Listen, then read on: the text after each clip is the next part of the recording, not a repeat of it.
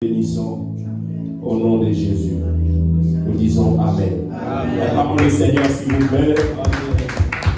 Reprenons place, s'il vous plaît. Bonjour tout le monde. Je vais partager avec vous sur ce thème qu'on a commencé le dimanche passé, qui est le lion, résurrection. Le lion, la résurrection. Alors, on va lire un texte. Vous pouvez noter 1 Corinthiens. On va lire juste ce texte et ensuite, je vais vraiment aller doucement pour que nous comprenions. Et ensuite, on va prendre un bon moment. On va chauffer cette salle dans la prière. Dieu fera du bien. 1 Corinthiens, chapitre 15. 1 Corinthiens, chapitre 15, le verset 14. 1 Corinthiens 15, le verset 14.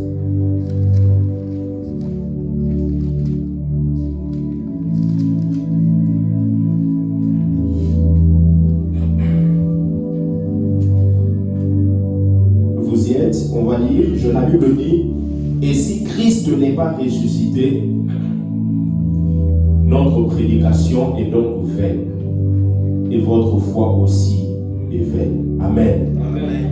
Si Christ n'est pas ressuscité, notre prédication est donc vaine. Donc, si je peux me tenir devant l'église pour prêcher, c'est parce que Jésus est ressuscité. Amen. Parce que s'il n'est pas ressuscité, tout ce que nous sommes en train de faire, en tout cas, c'est vain. Notre foi aussi serait en ce moment-là vaine. Amen. Mais comme il est ressuscité, notre foi a tout son sens. Alors, le dimanche passé, pour vous mettre un peu dans le bain de ce qui a été dit, nous avons eu à parler de la Pâque. On a expliqué que la Pâque, c'est une très grande fête que nous qui sommes enfants de Dieu, nous célébrons. Nous avons vu que la Pâque, c'est la plus grande fête, comparée même à ce qu'on appelle la Pentecôte, comparée aux autres fêtes. Pourquoi? Parce que aussi longtemps que l'agneau n'est pas mort, on ne peut pas avoir le salut. Le salut, on l'a en Christ. Et on l'a en Christ parce que Christ a donné sa vie.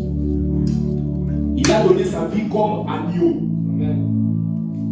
L'agneau qui a été immolé, c'est lui.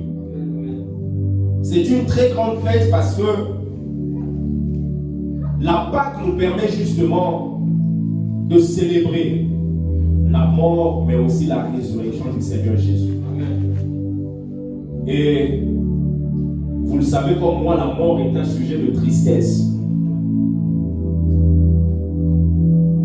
Qui d'entre nous ici, lorsqu'il apprend que quelqu'un est mort, il commence à se réjouir? Même lorsqu'on vous annonce la mort de quelqu'un qui vous a toujours détesté, dans votre cœur, il y a quelque chose qui se passe.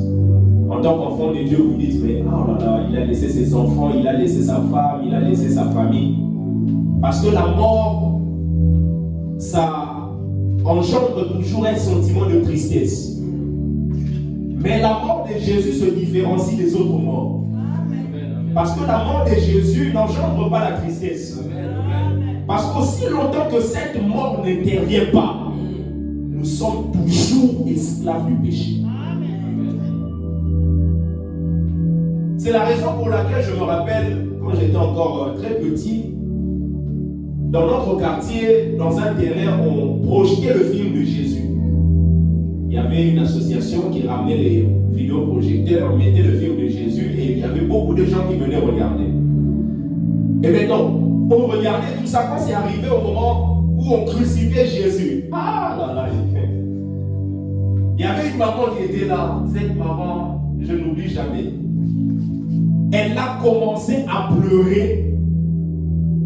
Toutes larmes de son corps sortaient. Oh mon Seigneur, on t'a tué. Oh. Et comme ses pleurs étaient contagieuses, elle commence à contaminer même les autres. Les femmes qui étaient là commencent aussi à pleurer. C'est vrai que je ne connaissais pas les choses de Dieu en profondeur, Mais on m'avait toujours appris que la mort de Jésus, c'était pour mon bien. Maintenant, moi, je voyais cette maman, je me disais, mais pourquoi elle pleure? Parce que moi, on m'a dit, c'est pour mon bien que lui, là, il a été crucifié. Simplement parce que la maman ignorait un aspect. C'est-à-dire que la mort de Jésus n'est pas comme toute autre mort. Les autres morts peuvent produire la tristesse, mais la mort de Jésus nous donne de la joie. Parce qu'aussi longtemps qu'il n'est pas mort, nous sommes toujours esclaves. Et c'est ce qui s'est passé en Égypte. Le peuple d'Israël était esclave en Égypte. Il fallait maintenant sortir de l'esclavage. Mais pour sortir de l'esclavage, il fallait une méthode. Et la méthode, c'était de tuer un agneau par famille. Aussi longtemps que l'agneau n'est pas mort, il n'y a pas de liberté. On a dit que la Pâque, c'est une transcription d'un mot araméen. On a dit Pacha, qui donne Pessa en hébreu. Ça signifie passer par-dessus ou passer outre. Bien aimé, je prie au nom de Jésus que dans ta vie, tu puisses passer outre de toute attaque de l'ennemi. Parce que l'ange de la mort était là.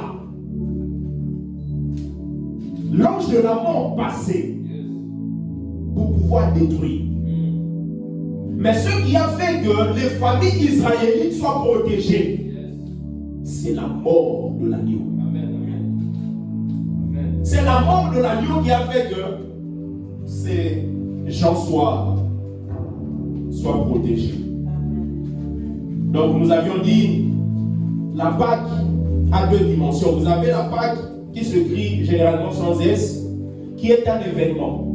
L'événement que nous avons avec Exode chapitre 12, là où la Bible déclare que les premiers-nés des Égyptiens ont été tués, mais ceux des Juifs ont été épargnés. Parce que Dieu utilisait cette méthode pour pouvoir pousser Pharaon à libérer le peuple de Dieu. Donc ça, c'est un événement. Mais vous avez une autre Pâque qui n'est pas juste un événement, qui est une commémoration de la mort et de la résurrection de notre Seigneur Jésus-Christ. Et la Pâque, comme nous avions dit, ce n'est pas quelque chose qui vient juste un jour, mais c'est quelque chose qui se fête au quotidien. Jour après jour, nous devons nous souvenir de lui. Il a dit à chaque fois que vous allez le faire, comme on a mangé la Sainte Seine la fois passée, le dimanche passé. Et lorsque même on mange la Sainte Seine, on ne se souvient pas d'autre chose si ce n'est que de Jésus. Lui qui est l'agneau immolé. Notre présence ici, c'est simplement parce que Jésus est ressuscité. La Bible dit, c'est Christ n'est pas ressuscité, notre prédication est donc ouverte. 1 Corinthiens 15, le verset 14 qu'on a lu. Et votre foi est aussi vaine.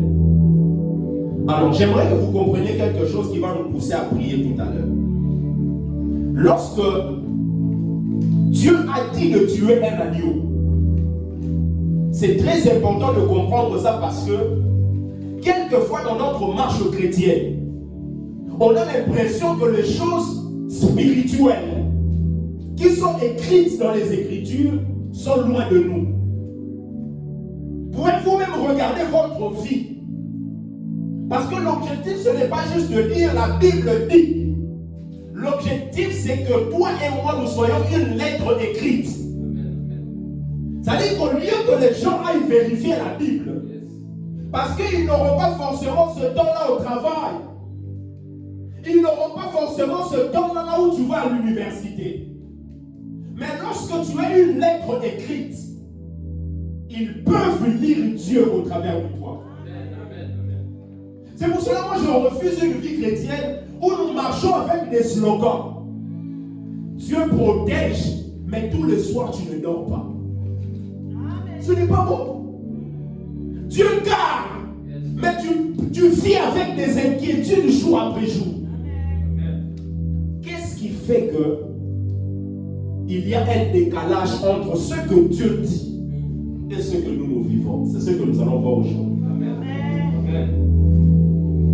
Dieu dit vous allez tuer un agneau, vous allez prendre son sang, vous allez mettre ça dans la bassine. Parce que le sang de l'agneau devait être mis dans une bassine. Mais vous allez vous rendre compte que la mort de l'agneau seul ne protège pas les enfants d'Israël. Vous pouvez dire que vous avez tué un agneau, mais aussi longtemps que le sang n'est pas sur le linteau et les poteaux latéraux, vous ne serez pas protégé. C'est la raison pour laquelle on peut crier matin, midi, soir. Jésus est ressuscité. Mais ne pas vivre la résurrection dans nos vies. L'agneau peut être mort. Il y a le sang dans une bassine. Il faut maintenant que le sang qui est dans la bassine soit sur le linteau et sur les poteaux latéraux. Parce que l'ange de la mort, quand il va passer là-bas, il regardera s'il y a le sang sur le linteau et sur les poteaux. Mais le problème avec plusieurs d'entre nous, nous laissons le sang dans la bassine. Nous crions, j'ai la victoire. On n'a pas la victoire. On n'a pas la victoire. Amen. Maintenant, qu'est-ce qui permettait au peuple de transférer le sang qui est dans la bassine sur le linteau et sur les poteaux? C'était une petite branche qu'on appelait la branche de l'hysope. Cette branche qui devait mettre dans le sang et asperger sur le linteau et sur les poteaux.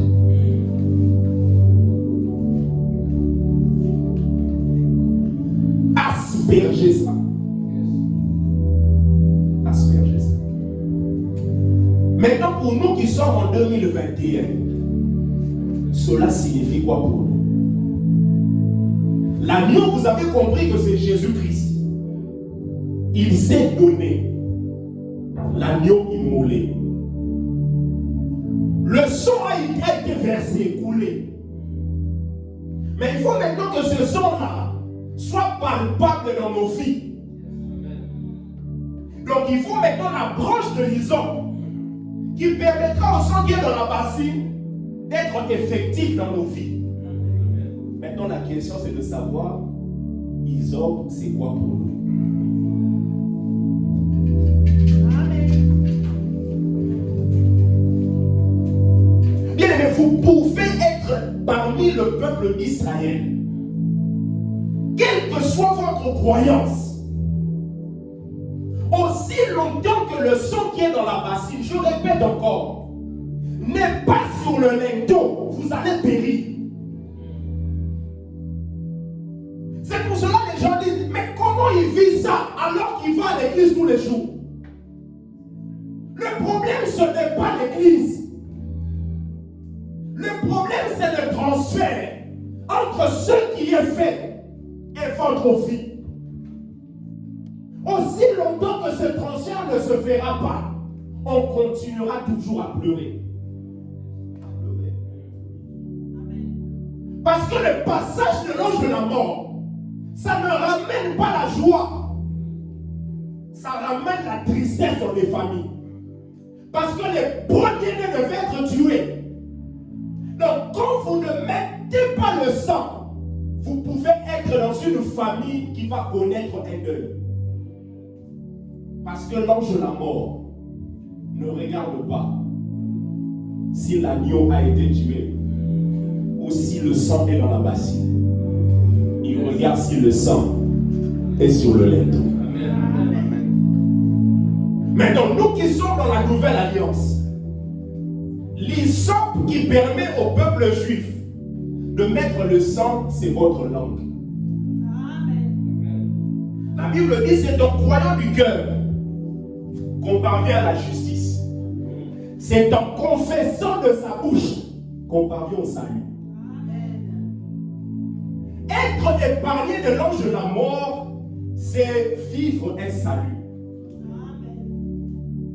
Vivre une délivrance. C'est en confessant de sa bouche qu'on parvient au salut. Bien aimé, la langue c'est très important. Très très important. Lorsque un chrétien ne comprend pas la valeur de sa langue, bien aimé, aura du mal à vivre la victoire. C'est la langue qui vous permettra de prendre la victoire que Jésus a reçue à Golgotha. Que cela soit palpable dans votre vie. Lorsque vous lisez le livre d'Apocalypse, la Bible dit, ils l'ont vaincu. Ils l'ont vaincu à cause de quoi? À cause de deux choses. Premièrement, du sang de l'agneau. Mais le sang ne peut pas être là aussi longtemps que l'agneau n'est pas mort. Donc la présence du sang confirme la mort de l'agneau. Mais ça ne suffit pas. Ils l'ont vaincu à cause de ça et à cause de la parole de leur témoignage. Jésus dit, ne partez pas encore, attendez ce que le Père vous a promis. Il dit, vous serez mes témoins. C'est quoi la particularité d'un témoin? Frère Mélie, un témoin, on peut donner plusieurs définitions. Mais ce qui caractérise un témoin, c'est qu'un témoin parle ou s'exprime. Vous ne pouvez pas être témoin si vous ne vous exprimez pas. L'apôtre Paul dit, j'ai cru. C'est pourquoi j'ai parlé. Parlez prouve si vous croyez ou pas. Oui. Donc aujourd'hui, ce qu'on va faire, c'est d'utiliser les hommes. Qui est notre langue. Qui est notre langue. Déclarer la victoire que Christ nous a donnée afin que cela soit palpable dans nos vies. La Bible dit, il vous a délivré. Qu'est-ce que vous faites de ce verset-là? Il vous a transporté dans le royaume de son Fils bien-aimé. Mais il y a des gens à l'église qui croient toujours qu'ils sont liés. Être lié, c'est d'abord problème de conversion.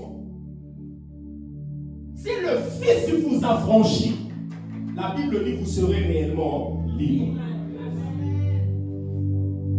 Donc vous voyez que les gens ont un problème avec leur langue. Ils disent tout, mais ils ne disent pas ce qu'il faut dire. Parce que ce qu'il faut dire, c'est la vérité. Et la vérité, c'est Christ. Et c'est la vérité qui a franchi.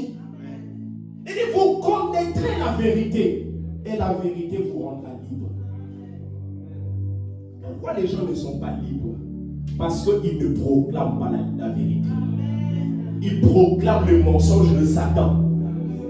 Qui dit que ta famille est maudite. Toi, tu commences à confesser. Moindre difficulté, tu dis, moi, dans ma famille qui est maudite.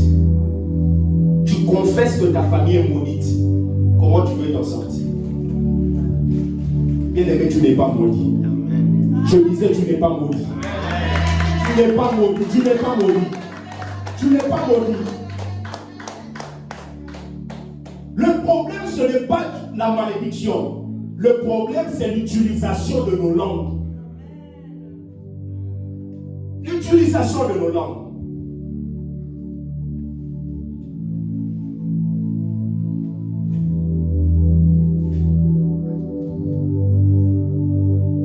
Et tuer l'agneau, mettre le sang dans la bassine, utiliser l'hysope pour mettre sur le linteau demande plusieurs choses. Premièrement, ça demande de la foi.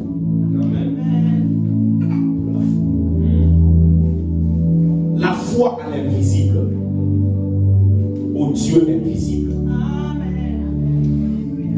Parce qu'il ne voit pas la solution d'une manière physique. L'invisible, c'est ça la foi.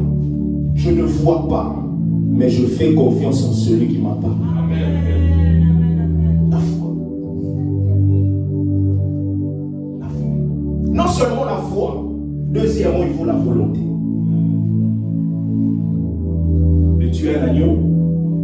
mettre dans la bassine, de prendre l'hysope, de prendre le sang, de mettre sur le lait.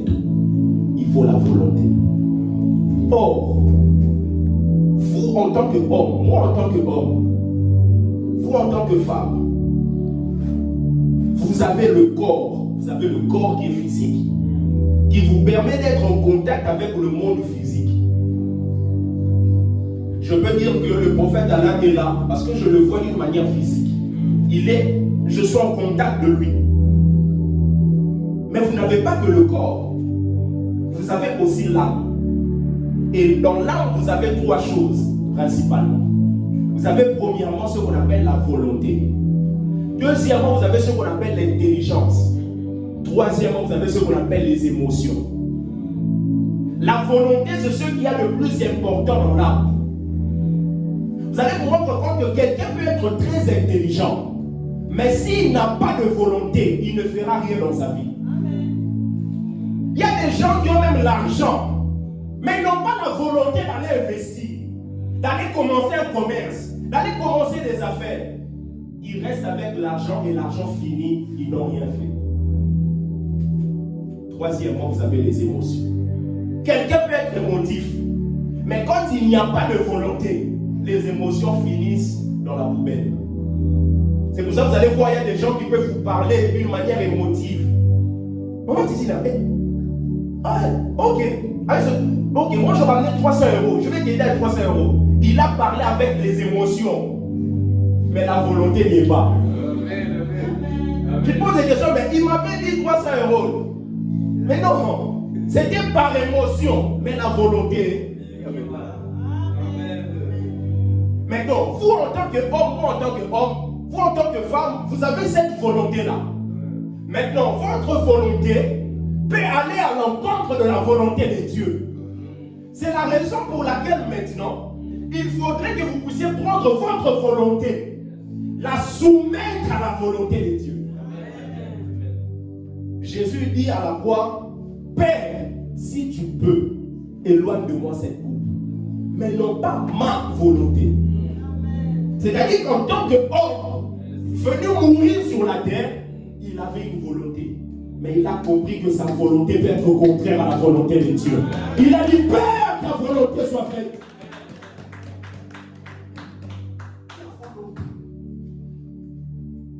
Pour arriver au résultat, il faut que votre volonté soit soumise à celle de Dieu. À celle de Dieu. Et après, vous avez l'obéissance. Parce qu'il faut vraiment obéir. Pour accepter de tuer un agneau, de mettre dans une bassine de sang, de prendre l'hysope, de mettre et s'attendre à vivre une délivrance. Quel rapport y a-t-il entre ma délivrance et le fait de mettre toutes ces choses? Il faut être obéissant.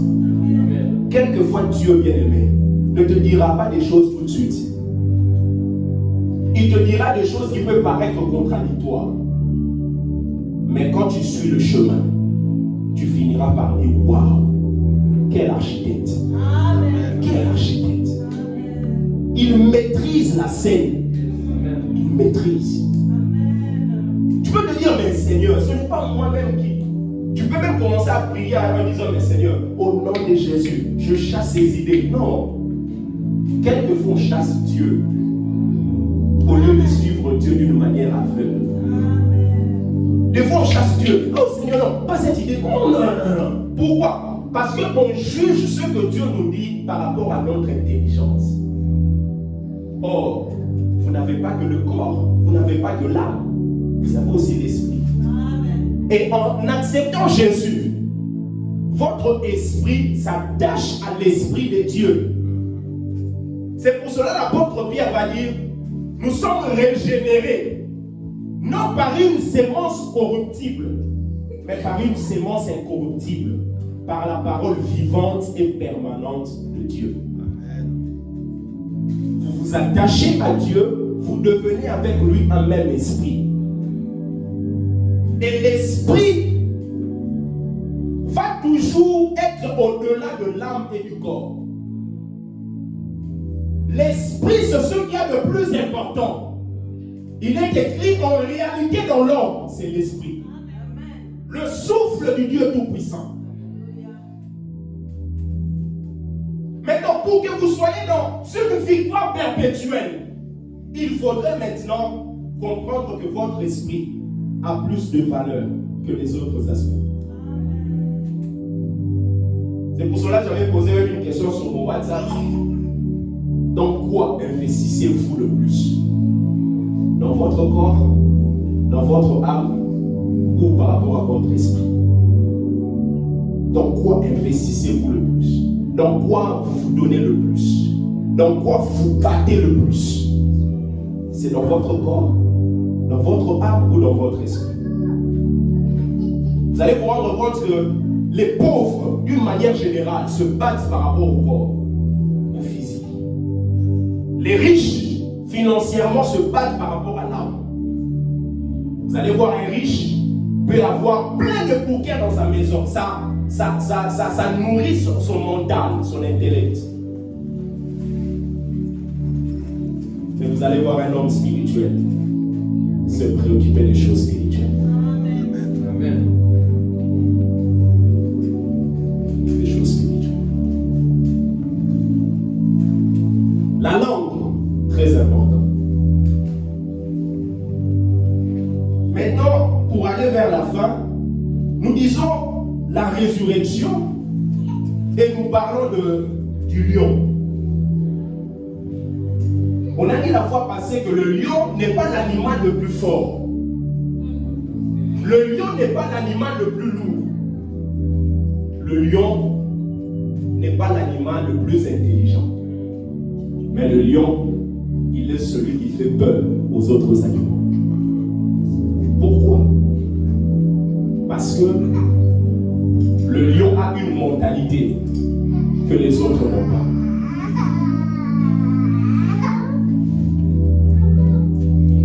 Une mentalité que les autres n'ont pas. Le lion, quand il voit un autre animal, lui ne voit pas la défaite. Nous avions dit qu'il faut avoir la mentalité du lion. Bien aimé, la vie n'aime pas les gens faibles. Tu vois un défi, ne pleure pas, affronte-le. Affronte-le. Et il y a un moment, il fuit Jézabel. Il va loin, je vous ai dit la fois passée. Dieu lui dit, qu'est-ce que tu fais ici? Parce que Dieu attend à ce que Élie puisse affronter Jézabel. Bien aimé, certains défis dans la vie, il ne faut pas les fuir. Certains défis, on ne les fuit pas. Il faut les affronter parce qu'aussi longtemps que tu ne les affrontes pas, tu ne deviendras pas roi.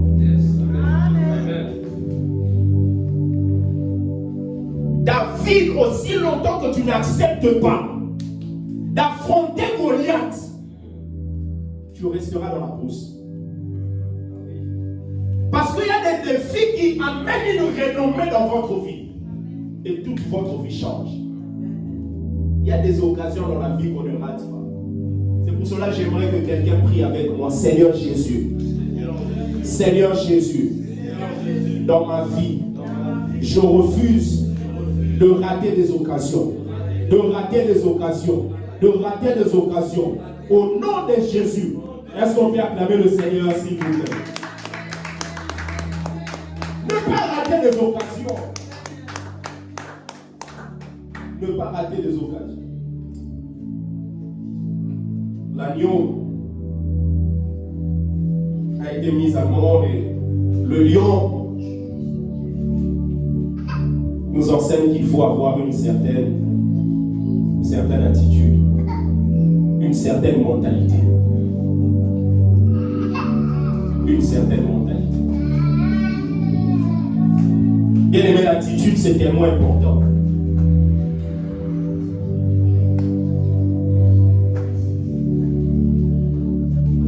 C'est tellement important l'attitude.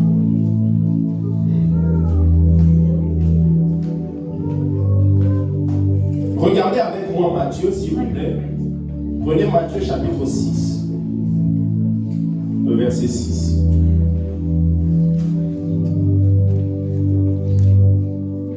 Matthieu 6, le verset 6. Quelqu'un peut lire ça, s'il vous plaît? Matthieu chapitre 6, le verset 6. Matthieu 6, verset 6, je lis la parole. Amen. Mais quand tu pries, Oui. entre dans ta chambre, Oui. ferme ta porte, Oui. et prie ton Père qui est là dans le lieu secret. Oui. Et ton Père qui voit dans le secret, Oui. te le rendra. Amen. Merci beaucoup. Prie ton Père qui est là, dans le lieu secret. Ton Père est où? Dans le lieu secret. Comme pour dire, Dieu nous attend dans le lieu secret. Ton Père qui est là. Il ne vient pas lorsque toi tu viens. Lui, il est là. Il t'attend. Il t'attend. Et ton Père qui voit dans le secret. Il y a quelque chose que vous devez comprendre, bien aimé. C'est que dans la prière, ce qui compte, ce n'est pas seulement ce que vous dites, c'est aussi votre attitude. Parce que la prière ne s'entend pas seulement. La prière se voit aussi. Votre Père qui voit, il n'est pas là juste pour entendre, il est là aussi pour voir. L'attitude dans la prière, ça compte. Votre Père qui voit. Quelquefois dans la présence de Dieu, vous pouvez manquer même des mots. Mais votre attitude parlera devant le Seigneur. Votre attitude parlera. Et Dieu regarde l'attitude. Et votre attitude dépend de la perception que vous avez de vous-même. Votre attitude. Comment vous vous définissez vous-même, bien aimé? Il y a des gens qui se définissent comme des pauvres. C'est-à-dire qu'ils peuvent parler avec les autres, nous les pauvres là, non. Comment tu te définis? Parce que votre attitude va montrer si vous croyez ou pas aux promesses de Dieu. Si vous croyez. Vous savez, même quelqu'un qui prêche, la prédication peut montrer si la personne croit ou pas. C'est-à-dire que je peux laisser quelqu'un prêcher ici. La manière de prêcher de cette personne, je peux comprendre si la personne croit en ce qu'elle dit ou pas. C'est pour cela, moi, quand je prêche, on peut être 20, 15, 30. Je prêche comme si on est 10 000. Parce que je crois en ce que Dieu a dit par rapport à cette église. Votre attitude montrera si vous croyez ou pas. Parce qu'il y en a celui-là qui est comme un lion qui cherchera toujours à vous détruire. Satan n'est pas le lion. Il est comme un lion. L'apôtre Pierre dit, il est en train de rugir. Il rôde comme un lion rugissant. Comme ce n'est pas la même chose. Il peut revêtir les caractéristiques du lion, mais ce n'est pas le lion. C'est pour cela que quand vous le voyez de loin, votre attitude peut le faire fuir. Vous savez, quand vous voyez quelqu'un qui vient pour commencer à se battre avec vous, il peut ne pas être plus fort que vous, mais votre attitude peut faire en sorte que cette personne fuit ou que cette personne continue d'attaquer. Lorsque quelqu'un qui est moins fort que vous affronte sur une rue, et vous, lorsque vous le voyez, vous fuyez, bien aimé, c'est fini. Cette personne, pour elle, elle est plus forte que vous. Votre attitude lui a communiqué un message. Lui a communiqué un message. L'attitude, c'est très important. Je vais vous donner deux particularités du lion. Deux particularités du lion. Premièrement, vous pouvez noter le lion rugit. Le lion rugit. Pourquoi est-ce que le lion rugit? Premièrement, le lion rugit pour pouvoir protéger son territoire. Protéger son territoire. Et chacun de nous, incarnant les caractéristiques du lion, nous sommes appelés à protéger nos familles, à protéger l'Église, à protéger nos filles, à protéger nos enfants. Le lion, quand il rugit, c'est pour dire, dans ce territoire, n'osez pas. Ne venez pas dans ce territoire. Parce que si vous venez, vous allez mal finir. Où sont les hommes qui peuvent vous rugir? Quand il s'agit de leur famille, quand il s'agit de leur église. Ils peuvent se mettre là, Seigneur, non, c'est pas possible. Ça doit changer. Protéger son territoire. Deuxièmement, le lion rugit pour pouvoir terroriser les potentiels envahisseurs. Terroriser les potentiels envahisseurs. Où sont des hommes qui peuvent allumer le feu de la prière dans leur maison? Afin que les ennemis, même quand ils sont loin, se disent non, là-bas, c'est chaud. Là-bas, ça brûle. Le lion, quand il rugit, il terrorise les potentiels envahisseurs. Parce que lui, il protège un territoire. Vous ne pouvez pas protéger un territoire aussi longtemps qu'il n'y a pas un danger d'envahisseur. Quand on protège, parce qu'il y a des gens qui peuvent venir envahir. Et lui, quand il rugit, il donne aussi un message en disant: faites attention, je suis présent. Troisièmement, pourquoi le lion rugit? Il rugit pour pouvoir localiser les membres de sa troupe. Quand le lion rugit, c'est pour dire: je suis là, venez, je suis là. Peut-être que quelqu'un s'est perdu quelque part, mais entendre le son du lion, dit non, je viendrai, je viens. Il leur dit: je suis là. Bien-aimé, sois disponible pour les autres. Sois disponible pour ta famille. Disponible d'abord dans la prière. Sois disponible pour ton église. Sois disponible pour tes parents. Quand il rugit, donne un message en disant: je suis disponible. Si tu as besoin de moi, je suis là. Où sont des hommes qui sont disponibles pour les autres? Quelquefois, nous voyons que nos intérêts. Mais quand il s'agit de l'autre, nous ne sommes pas là. Alors que la mentalité du lion, c'est une mentalité qui n'est pas égoïste. Voit les intérêts des autres.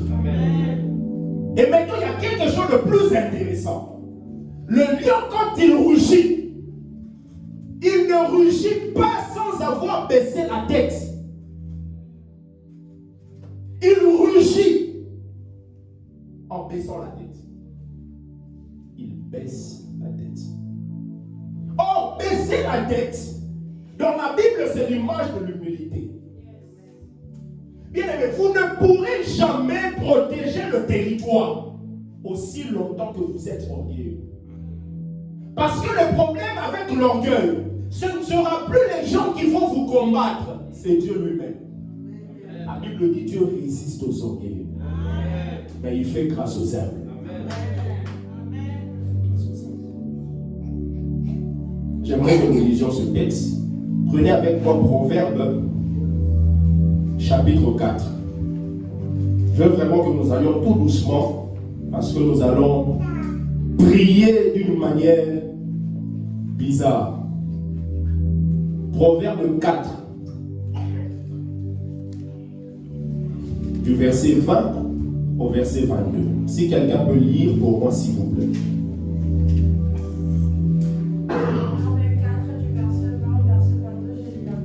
Amen. Mon fils, sois attentif à mes paroles, prête l'oreille à mes discours. Oui. Qu'il ne s'éloigne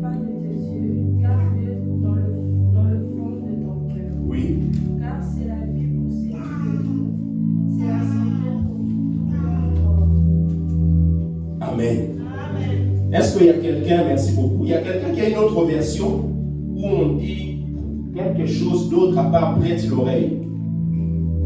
On dit quelque chose d'autre que prête l'oreille. Oui, vas-y frère Emmanuel.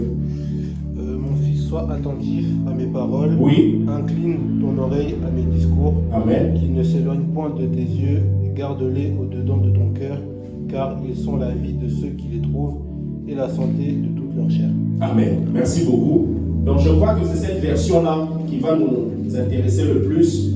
Donc dans ce texte, vous voyez la première des choses, Dieu dit, la Bible nous montre qu'on devait être attentif aux paroles de Dieu. Attentif aux paroles de Dieu. Écoutez Dieu attentivement. Deuxièmement, le verbe qui est utilisé chez la sœur Joël pour prête l'oreille, c'est la version Louis II. Dans la version d'Arby, par exemple, que le frère Emmanuel a lu, la Bible dit incline ton oreille. Alors, vous pouvez noter le verbe incliner. En hébreu, c'est nata, c'est N-A-T-A-H. N-A-T-A-H. Ça signifie quoi nata? Ça signifie courber, tourner ou incliner. Incliner, le verbe incliner qui est là dans Proverbe, c'est le mot nata. C'est le mot nata. Ça vient du mot hébreu nata, qui veut dire courber, tourner ou incliner. Incliner. Alors, c'est tellement important de voir comment est-ce que cette image nous explique des choses. La Bible dit, sois attentif à mes paroles, aux paroles de Dieu, et incline ton oreille. Or, le verbe incliner signifie, qui vient du mot hébreu nata, qui signifie courber. C'est-à-dire, ne pas écouter comme tout le monde. Baisser la tête. Tourner la tête. Courber la tête. Écouter avec beaucoup d'attention. C'est-à-dire que vous n'écoutez pas comme vous écoutez tout le monde. Vous écoutez à l'image de la qualité de ce qui vous est communiqué. Et lorsque vous écoutez Dieu en inclinant l'oreille, vous l'écoutez avec humilité.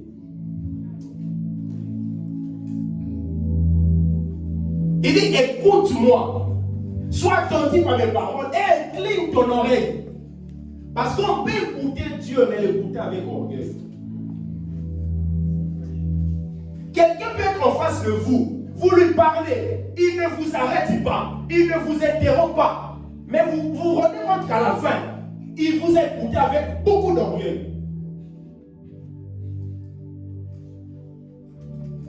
Regardez même le débat présidentiel. Les gens disent quoi?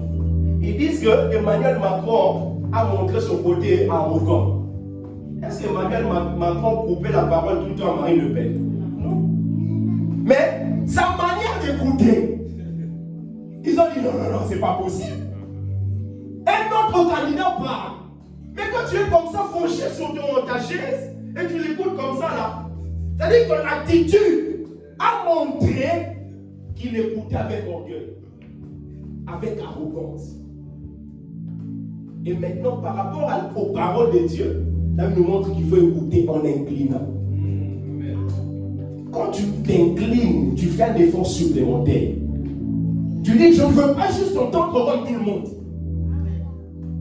Vous savez, quand vous marchez avec quelqu'un, je peux être avec le frère Méni ici. Cela n'empêche pas qu'il y ait quelqu'un à côté du frère Méni ou à côté de moi ici. Maintenant, quand lui me parle, si je veux prêter très attention à ce qu'il dit, qu'est-ce que je vais faire? Je vais incliner mon oreille. Ça prouve que je donne de la valeur à ce qu'il dit. Amen. Yes. Mais si je m'en fous, m'en fiche de ce qu'il dit, il peut parler. Moi, je ne suis pas là. Il peut même être à côté de moi, il parle. Mais je suis beaucoup plus concentré par ce que l'autre est à côté dit. Maintenant, Dieu dit, il ne veut pas que nous l'écoutions comme ça. Tu es à côté de lui, mais tu écoutes quelqu'un d'autre. Il dit, incline ton oreille. toute ton attention soit sur lui. Amen. Et le lion, c'est ce qu'il fait. Il baisse la tête. Signe d'humilité. Bien aimé, sans humilité, on ne pourra pas théoriser les gens qui envahissent ou qui veulent envahir nos familles. On ne pourra pas. Il y a des gens dans la famille qui peuvent parler comme ils veulent. Dans cette famille, il y a ça. Dans cette famille, il y a ça. Dans cette famille, il y a ça. Mais aussi longtemps que vous n'allez pas revêtir de l'humilité. Parce qu'on ne subit pas l'humilité. On choisit d'être humble. On choisit d'être humble. Incliné son oreille. Et deuxièmement, particularité du lion pour que nous prions. Le lion, vous pouvez noter, vit à la lumière et il chasse la nuit. Le lion vit à la lumière et il chasse la nuit. Le lion ne se cache pas. Le lion vit à la lumière. Amen. Vous voulez marquer les caractéristiques du lion. Ne cachez rien. Soyez transparent devant Dieu. Soyez transparent. Même les faiblesses que vous avez, ne les cachez pas. Dites à Dieu, je suis tel que je suis. Fais-moi grâce. Ne se cache pas. Quelquefois même on a honte de Dieu. Les gens ont honte de Dieu, disent, mais Seigneur, je viens, mais tu sais. Des fois même pour confesser, les gens ont du mal à prononcer les mots tels que la situation s'est produite. Alors que c'est la transparence qui nous permet de passer à un niveau supérieur. Bien aimé, ne cachez rien. N'ayez pas de vie privée. Les gens à l'église, oh non, j'ai ma vie privée. Non. À l'église, on est des individus. Mais en acceptant Christ, nous avons permis à Christ que notre ancien nous puisse mourir. Maintenant que Christ puisse vivre en nous. L'apôtre Paul dit, si je vis, ce n'est plus moi qui vis. Maintenant, si le frère Mehdi dit, si je vis, ce n'est plus lui qui vit, sa vie privée vient d'où? Si je vis, ce n'est plus moi qui vis. C'est Christ qui vit en moi. La vie que j'ai, c'est la vie de Christ, n'est-ce pas? Mais est-ce que la vie de Christ peut être privée? La vie devient privée lorsque on ne vit pas comme le lion à la lumière. Ceux qui cachent, ils se cachent de la lumière parce qu'ils ne veulent pas que leurs œuvres soient dévoilées. Mais quand vous vivez dans la lumière, la nuit vous êtes la même personne, le jour vous êtes la même personne. Vous n'inquiétez pas. Vous inquiétez pas. Vous inquiétez pas. Soyez transparent. Que quelqu'un prenne même votre téléphone, vous le laissez, il regarde tout ça. Rien de... Non. Vous êtes tellement transparent. Il y a des gens qui n'ont pas la paix, maman. Pourquoi? Parce qu'ils ne sont pas transparents. Soyons transparents avec Dieu. Transparents avec Dieu. Et on va terminer avec ce verset. C'est tellement important ce texte. Vous pouvez noter ça, on va lire. Et tout doucement, dans 5 minutes, je vais vous expliquer. Pendant 5 minutes, et on va prier. Matthieu chapitre 6, du verset 22 au verset 23.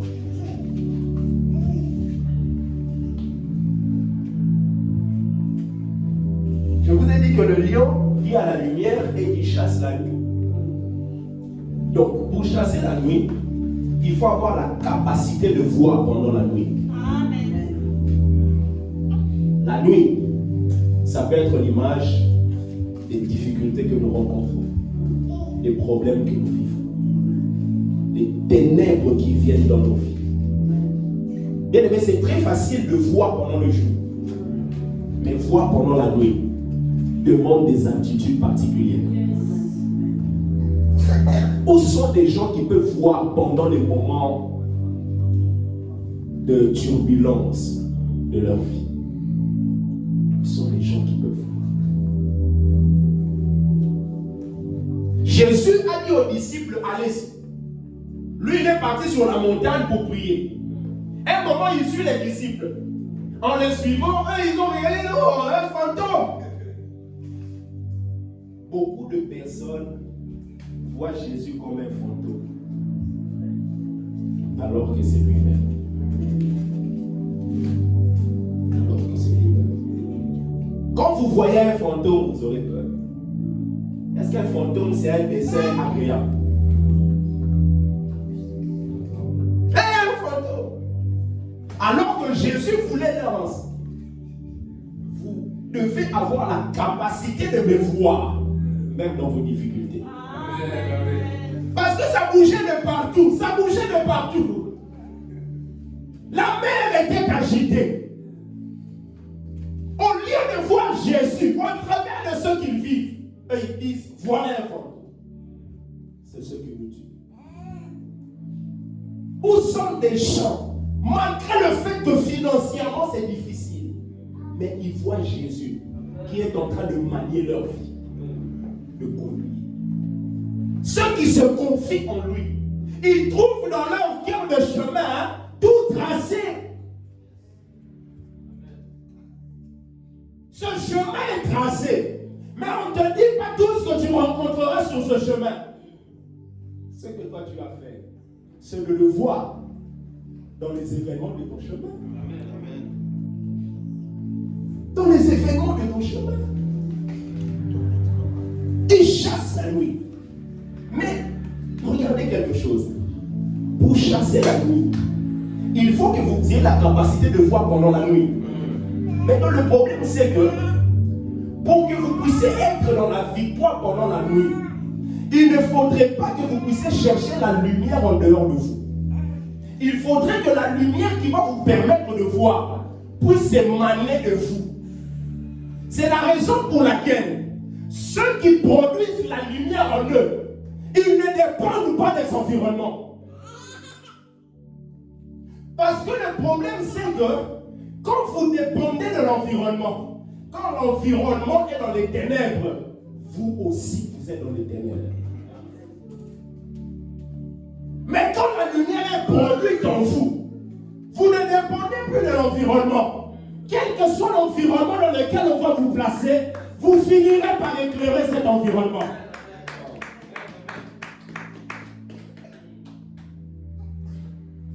Produire de la lumière. Beaucoup de choses à dire. On va finir avec ce texte que je vous ai donné. Maman Joël, est-ce que tu peux lire s'il te plaît? Matthieu 6. Amen. Les yeux sont la lampe du corps. Oui. Si tes yeux ne sont pas malades, ton corps tout entier est dans la lumière.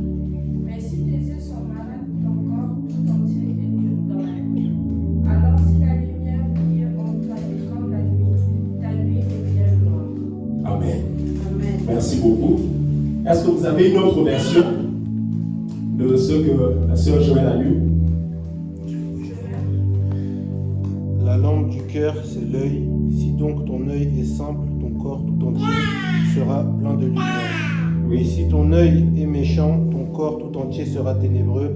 Si donc la lumière qui est en toi est ténèbre, Oui. combien seront grandes les ténèbres? Amen. Amen. Merci. Quelqu'un a lu second? Oui. Vas-y, fais Jason. L'œil est la lampe du corps. Oui. Si ton œil est en bon état, tout ton corps sera éclairé. Oui. Si ton œil est en mauvais état, tout Oui. ton corps sera dans les ténèbres. Oui. Si donc la lumière qui est en toi est ténèbre, Ah, attends là. Si donc, la lumière qui est en toi est ténèbre. est-ce que quelqu'un peut répéter avec moi s'il vous plaît? Si donc, la lumière qui est en toi est ténèbre. Est-ce que quelqu'un comprend ça? La lumière en toi. C'est le paradoxal. La lumière en toi, mais cette lumière est ténèbre. Comment expliquer ça? Il n'est pas allumé. Donc, comme maman a dit, c'est l'image de quelqu'un qui se croit être dans la lumière, mais n'est pas dans la lumière. La lumière qui est en toi, tu te dis que tu as la lumière, mais le problème c'est que tu te trompes toi-même. Ce n'est pas la lumière, mais ce sont les ténèbres. Et la Bible dit, combien seront grandes ces ténèbres?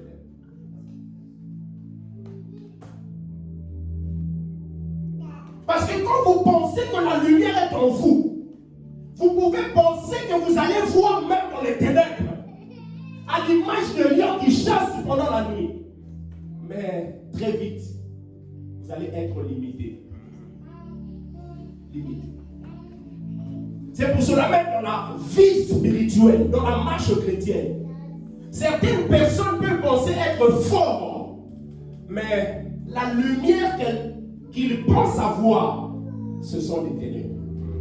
Lorsque les ténèbres vont se présenter, auront du mal à voir pendant ces ténèbres. Vous allez voir, c'est un peu sombre dans des choses bizarres. Un jour, un homme de Dieu me racontait, il connaissait un homme qui servait même à l'église. Mais le jour où il a vu, il a dit, moi je prie plus. Il avait sa bouteille d'alcool. Il commence à se livrer à tout ce que nous connaissons dans la société. Pourquoi? Parce qu'on lui avait viré du boulot. Être viré du boulot, c'est l'image des ténèbres. Mais qui peut résister face à ça? Si ce n'est que celui qui produit en lui la lumière.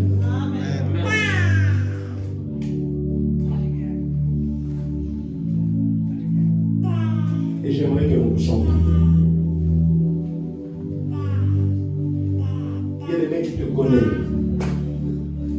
Tu te connais, je me connais. Est-ce qu'en toi, tu te dis qu'il y a la lumière ou en réalité ce sont les ténèbres? Et deuxièmement, quel écart y a-t-il entre ce que Jésus a fait à la croix et ce que toi tu vis? Est-ce qu'il y a un paradoxe? S'il y a un paradoxe, nous devons utiliser notre langue. Peut-être on t'a toujours dit que tu es ceci, tu es cela. Mais qu'est-ce que la Bible dit? Qu'est-ce que Dieu dit? Qu'est-ce que le Seigneur dit? Qu'est-ce que Dieu a dit pour tes enfants? Qu'est-ce que Dieu a dit pour ta santé? C'est en croyant du cœur qu'on parvient à la justice, mais c'est en confessant de la bouche qu'on parvient au salut. Vous ne pouvez pas être efficace aussi longtemps que vous n'utilisez pas bien votre langue. Et j'aimerais que nous puissions prier. Que nous prenions même 15 minutes. Nous puissions chercher la face de Dieu. Chercher la face de Dieu. On va utiliser notre langue comme l'hysope pour que ce qui a été fait soit effectif dans nos vies. Effectif. Tu fais ça, ça ne marche pas. Tu fais ça, ça ne marche pas. Tu fais ça, ça ne marche pas. Utilise ta langue. Proclame la liberté.